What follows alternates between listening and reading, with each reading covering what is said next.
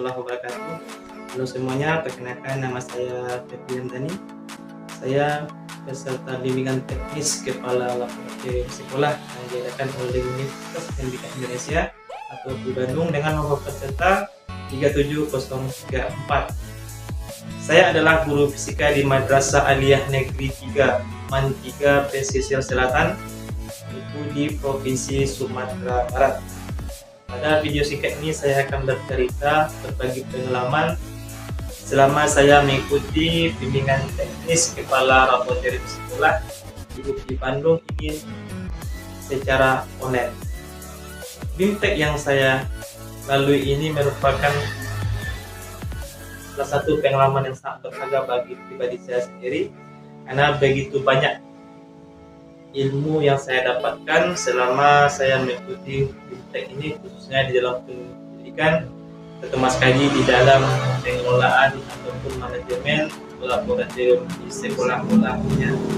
Saya pribadi begitu banyak wawasan ilmu tentang pengelolaan laboratorium yang mana selama ini saya belum mengetahui hal tersebut, sehingga nantinya setelah BIMTEK ini selesai dan mendapatkan sertifikatnya, saya akan berusaha untuk meningkatkan pengelolaan atau penggunaan laboratorium di sekolah saya, yang mana selama 5 tahun selama saya mengajar di sekolah, pemanfaatan laboratorium ini masih di bawah standar. Pada sesi pertama dahulu, materi yang disampaikan oleh Pak Dadang Mahmudin itu berkaitan dengan digitalisasi laboratorium sekolah. Ini materi yang sangat berharga bagi saya, apalagi ini juga pada hari pertama, bahwa sebuah laboratorium yang baik itu, yang profesional itu memang harus ditata, dikelola, atau dibuat sistem digitalisasinya, apalagi pada zaman sekarang yang memang sangat digital. Jadi itu berimbas juga kepada dunia pendidikan, khususnya di dalam laboratorium zaman sekarang. Yang kedua, selain dari digitalisasi laboratorium tersebut, bahwa saya memahami tugas dan tanggung jawab kepala laboratorium itu bukan hanya di dalam satu labor saja. Seperti saya merupakan guru fisika. Tentunya kalau nanti saya diberikan kesempatan untuk menjadi seorang kepala laboratorium, tentu saya akan mengelola bukan labor fisika saja, namun ada labor lainnya seperti labor bahasa, labor komputer, dan semua labor yang ada di sekolah saya. Jadi ini merupakan sebuah tanggung jawab yang sangat besar nantinya bagi Bapak Ibu atau siapapun yang nanti menjadi kepala laboratorium. Kemudian ya, saya tidak ingat semua materi yang disampaikan oleh Bapak Ibu dosen dari UPI Bandung. Yang intinya semua materi itu memang berkaitan dengan bagaimana cara mengelola laboratorium secara profesional sehingga pembelajaran bisa ditingkatkan, seperti bahwa di dalam pembelajaran kita juga bisa mengintegrasikan perkembangan teknologi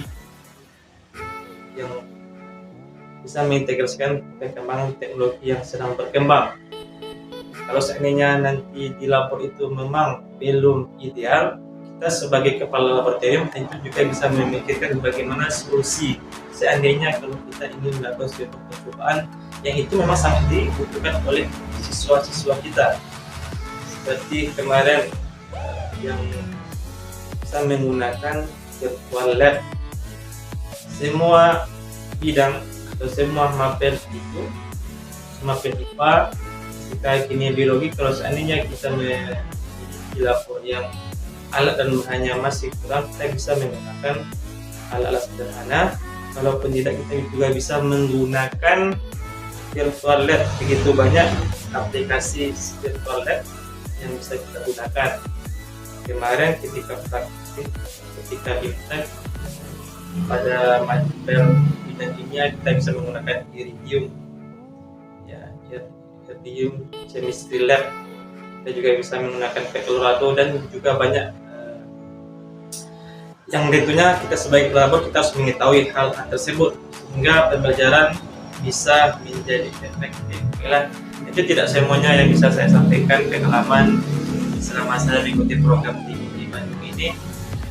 Saya ingin mengucapkan terima kasih banyak kepada seluruhnya, baik Bapak Ibu dosen ataupun panitia, tim tek kepala laboratorium sekolah yang dilaksanakan oleh UPI Bandung ini.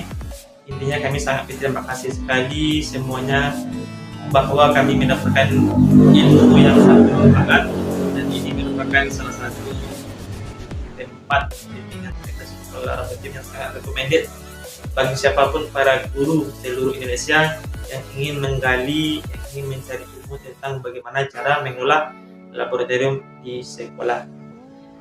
Oke, terakhir saran juga kepada Bapak Ibu panitia semuanya bahwa kalau bisa nantinya jadi tentang ide pelajaran yang diberikan oleh Prof.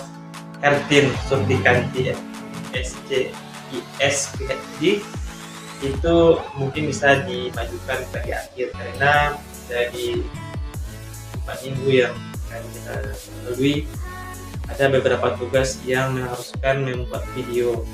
Nah, jadi kalau bisa ini bukan apa, dan nantinya untuk peserta BIMTEK lainnya gelombang 38 atau berikutnya itu mungkin bisa dimajukan ke depan.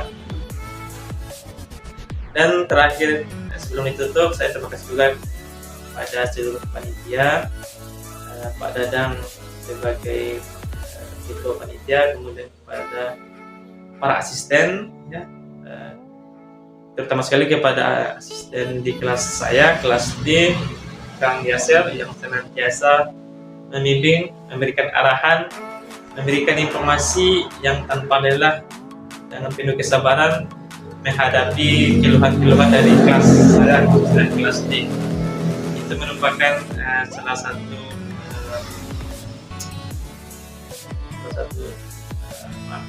dedikasi dari Bapak Ibu panitia. Kemudian saya juga ucapkan kepada panitia lainnya, baik itu kepada Tika, Aulia, dan Tempo Haji yang senantiasa membimbing, memberikan arahan selama kami mengikuti proses kegiatan bimbingan teknis kepala laboratorium sekolah. Semoga di lain kesempatan kami atau saya khususnya bisa menambah ilmu lagi di UPI Bandung. Demikianlah video ini, semoga ada manfaatnya. Sekian, terima kasih. Salam dan jangan lupa dimaafkan. Wabillahi taufiq wal hidayah. Wassalamualaikum warahmatullahi wabarakatuh. Assalamualaikum warahmatullahi wabarakatuh. Halo semuanya, saya Febri Ramzani, salah satu guru fisika di Mantiga, Pesisir Selatan, Provinsi Sumatera Barat. Pada kesempatan kali ini saya akan membuat video membahas materi tentang radiasi benda hitam. Jadi tonton terus videonya sampai akhir ya. Benda hitam. Materi radiasi benda hitam ini ada pada kelas 12 SMA atau kelas 12 Madrasah Aliyah, kurikulum 2013, tepatnya di semester 2. Setidaknya ada 4 poin yang dipaparkan di video ini. Yang pertama tujuan pembelajaran, yang kedua materi, 3 ada contoh soal, dan keempat tentunya ada latihan untuk menguji pemahaman. Oke, kita lanjutkan. Adapun tujuan pembelajaran, diharapkan nanti siswa-siswi mampu menghitung besar intensitas radiasi dari suatu benda hitam tersebut. Artinya kalau ada soal diberikan, siswa-siswi mampu menjawab dengan lebih cepat. Sebelum kita lanjutkan, ada sebuah pertanyaan menarik ya. Pernah tidak kita berpikir kenapa kita merasa cepat gerah ketika memakai baju yang gelap di siang hari, seperti memakai baju hitam, abu-abu ya. Sebenarnya ada apa sih dengan warna hitam tersebut? Nah, di video kali ini semoga nanti kita akan menjawab pertanyaan yang unik ini. Oke, kata-kata radiasi benda hitam terdiri dari 2 kata, radiasi dan benda hitam. Radiasi itu artinya perpindahan panas yang tidak memerlukan perantara. Di layar Anda bisa atau kita bisa melihat tangan kita merasakan panasnya api ya, artinya panas api kita rasakan oleh tangan kita. secara radiasi. Artinya panasnya api berpindah ke tangan kita secara radiasi. Kedua, ada kata benda hitam. Dalam materi ini, benda hitam ini diartikan adalah benda yang dapat menyerap seluruh radiasi, benda yang dapat menyerap seluruh energi yang datang kepadanya. Di layar dilihat, ini diibaratkan sebuah kotak yang diberi lubang salah satu sisinya. Jadi ketika sinar masuk atau berkas cahaya masuk ke kotak tersebut, maka cahaya itu akan masuk ke dalam, dipantulkan terus menerus sampai energinya habis. Artinya berkas cahaya itu setelah masuk ke kotak tersebut tidak lagi pernah dipantulkan keluar. Artinya seluruh radiasi yang masuk ke kotak tersebut diserap seluruhnya. Nah, energi yang terserap tersebut akan memanas dan lama kelamaan akan memancarkan radiasinya tersebut. Nah, radiasi yang dipancarkan oleh benda tersebut dalam bentuk panas atau dalam bentuk termal. Nah, radiasi inilah yang kita sebut dengan radiasi benda hitam. Daya radiasi yang dipancarkan suatu benda pada suhu 227 Celcius adalah sebesar 1000 Joule per second atau 1000 watt. Jika suhu benda dinaikkan menjadi 727 Celcius, sekarang tentukanlah daya radiasi benda yang dipancarkan. Dari soal diketahui ada dua kondisi. Kondisi pertama dan kedua, suhu pertama benda tersebut 227 Celcius atau setara dengan 500 Kelvin. Suhu kedua 727 Celcius setara dengan 1000 Kelvin.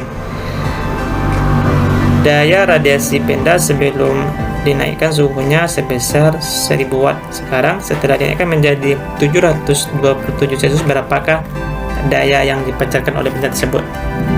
Kita buat gambarnya. Ini ya. Pada suhu 227 Celcius, daya yang dipancarkan 1000 watt. Sekarang berapakah daya yang dipancarkan setelah dinaikkan suhunya menjadi 727 Celcius?